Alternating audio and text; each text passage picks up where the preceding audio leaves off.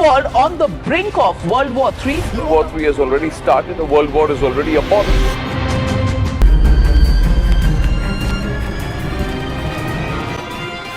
Hello दोस्तों, नमस्कार। मैं आपका दोस्त मिस्टर फैक्टोरियल फिर से आ चुका है एक नई वीडियो के साथ। अगर वीडियो अच्छी लगे तो चैनल को लाइक करें, सब्सक्राइब करें और वीडियो को शेयर करें। आज जो हम युद्ध देख रहे हैं वो अचानक शुरू नहीं हुआ है। इसकी जड़ें करीब 45 साल पुरानी है।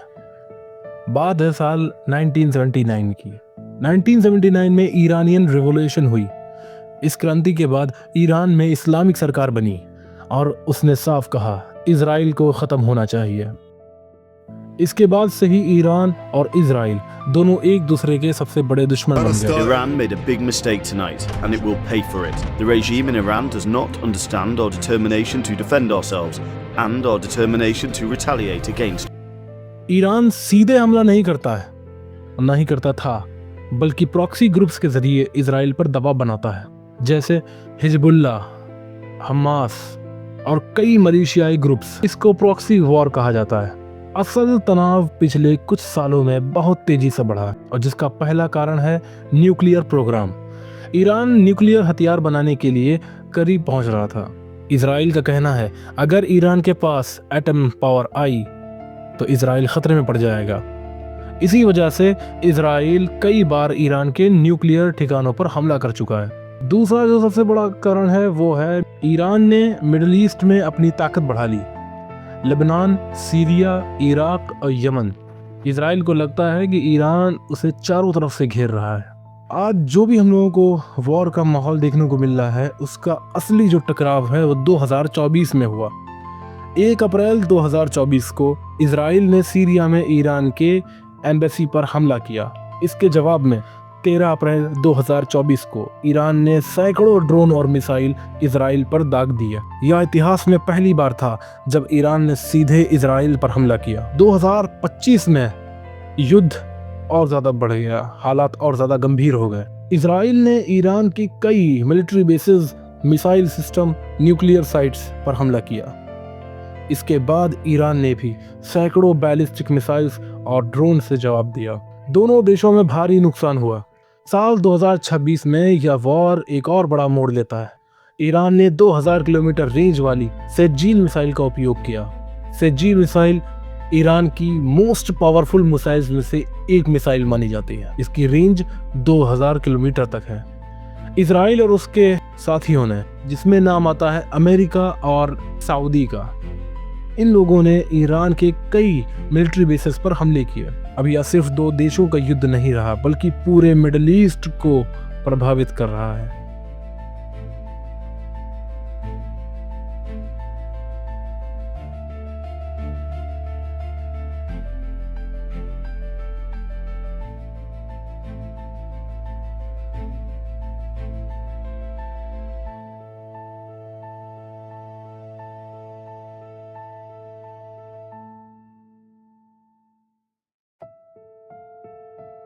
लोगों का मानना है कि तीसरा विश्व युद्ध हो सकता है। World on the brink of World War III. World War III has already started. A world war is already upon us. Israel के साथ यूनाइटेड स्टेट्स, ईरान के करीब रशिया और चाइना, अगर ये देश सीधे शामिल हो गए तो वर्ल्ड वॉर जैसी स्थिति बन सकती। एक और सवाल आता, इस वॉर के चलते भारत पर क्या असर पड़ेगा? नंबर 1, पेट्रोल डीजल महंगा होगा क्योंकि भारत अपनी लगभग 90% तेल जरूरत बाहर से खरीदता है। मिडिल ईस्ट में वॉर होने के चलते तेल की कीमत बढ़ती जा रही है। इसका असर पेट्रोल महंगा, डीजल महंगा, महंगाई बढ़ेगी। मिडिल ईस्ट भारत का सबसे बड़ा व्यापारिक देश है।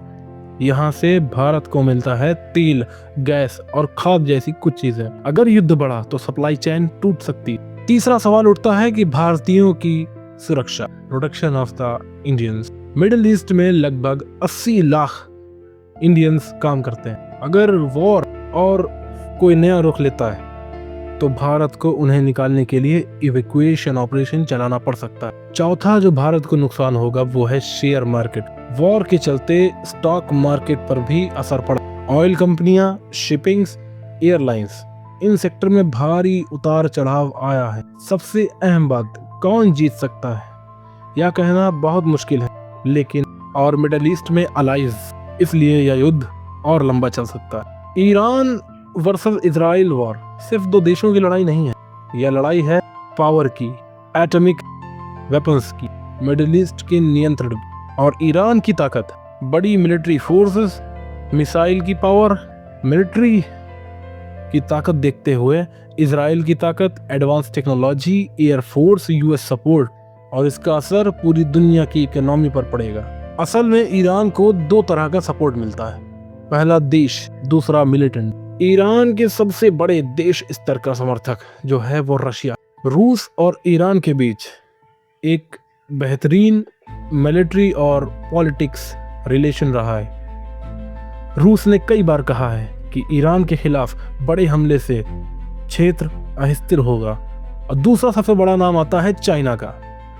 चीन ईरान का सबसे बड़ा ऑयल बायर है। ईरान का सबसे बड़ा सपोर्ट मिडिल ईस्ट में ईरान के कई मिलिटेंट ग्रुप्स को सपोर्ट किया जाता है। इनमें शामिल हैं हिजबुल्ला, हमास जैसे लोग शामिल हैं, जिसमें पहला नाम आता है हिजबुल्ला का, ईरान का सबसे बड़ा ताकतवर पार्टनर। इजराइल के खिलाफ कई बार रॉकेट हमले कर चुका है। और दूसरा नाम आता है हमास का। Palestinian militant group Hamas has said its political leader Ismail Haniyeh has been killed in Iran. Gaza में हमास के ऊपर इजराइल ने कई बार हमले किए, लेकिन इजराइल के खिलाफ लड़ने वाला संगठन ईरान के हथियार से और फंडिंग से बार बार इजराइल को धूल चटाता है। इसके बाद नाम आता है हौतीस का।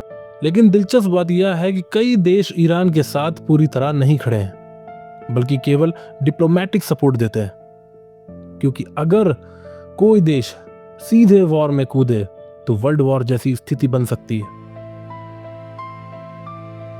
और मिडिल ईस्ट में हिजबुल्ला, हमास और हौतीस जैसे कई संगठन भी उसके साथ खड़े हैं, लेकिन दूसरी तरफ इजराइल के साथ अमेरिका और कई पश्चिमी देश शामिल हैं।